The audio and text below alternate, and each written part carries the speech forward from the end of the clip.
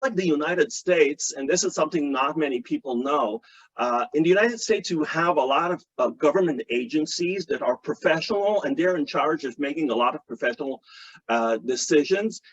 In Israel, Israel places a lot of power directly in the hands of individual ministers, and the unreasonableness clause now makes this unchecked and unsupervised. This is prevalent, for example, in healthcare. You have the FDA. In Israel, it's the Minister of Health, Media and Telecommunication, Infrastructure, Transportation, Public Education. All of these fields have decisions that are made directly by the ministers.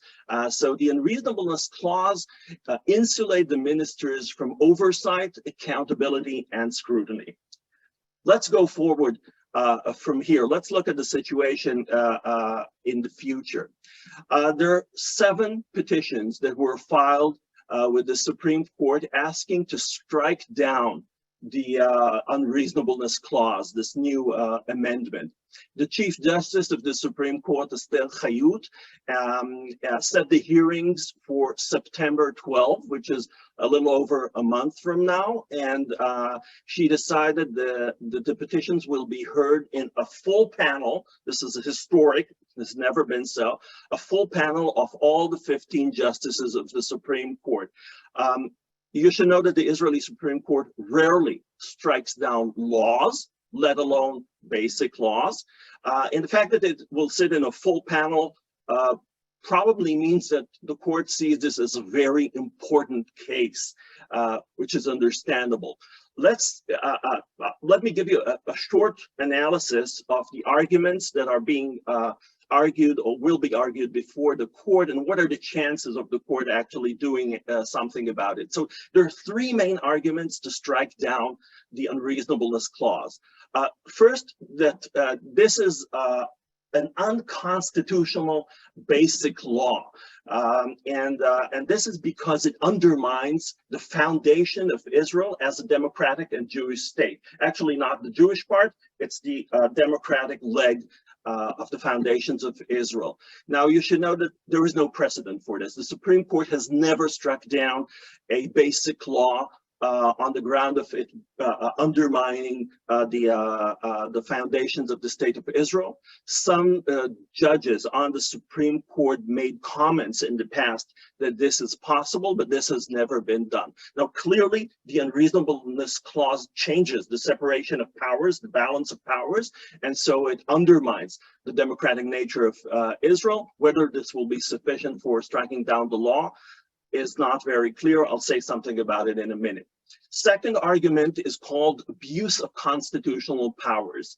Now, the Knesset in Israel can legislate a regular law and a constitutional law in the same process with the same ease. And this is why this is a very concerning thing, because the Supreme Court has been worried that the term basic law will be used by the coalitions to insulate political arrangements and political maneuvers against the intervention of the court and against a constitutional review. So the court has held, and there is precedent for this, that a basic law needs to be abstract, needs to deal with long-term issues, and cannot be used for ad hoc political maneuvering.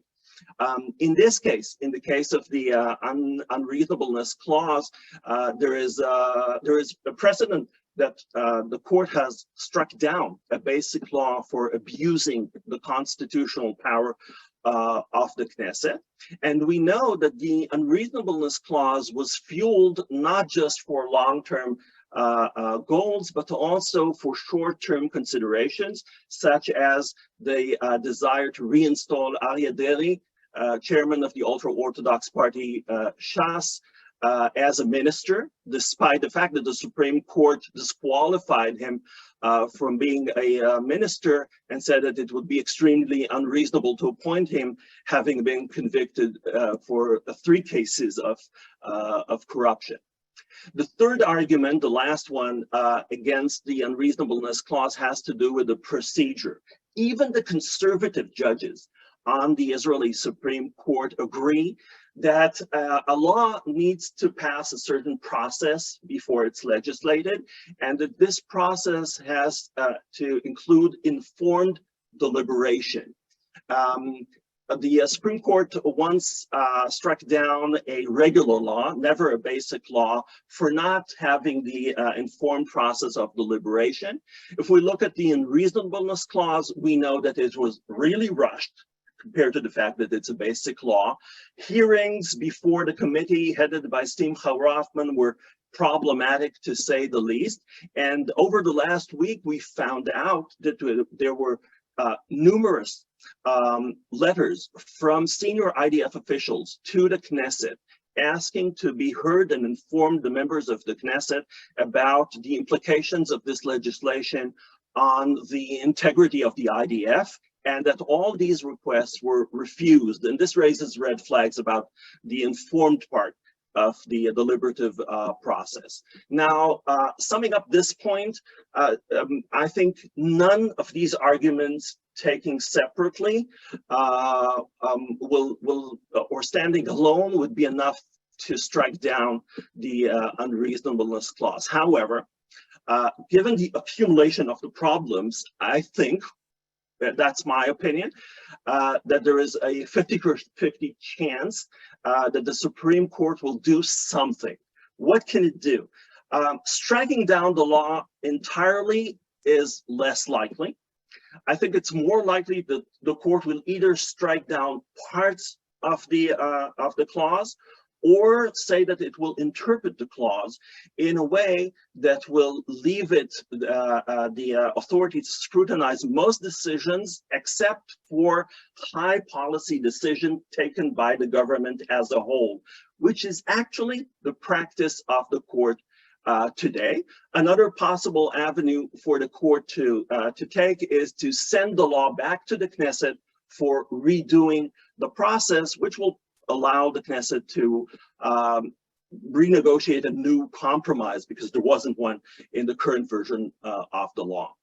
The timeline from here. Well, because Chief Justice Hayut is sitting on the bench in this historic panel, and Chief Justice Hayut is retiring in mid-October, which is exactly 1 month after the oral hearings of the case.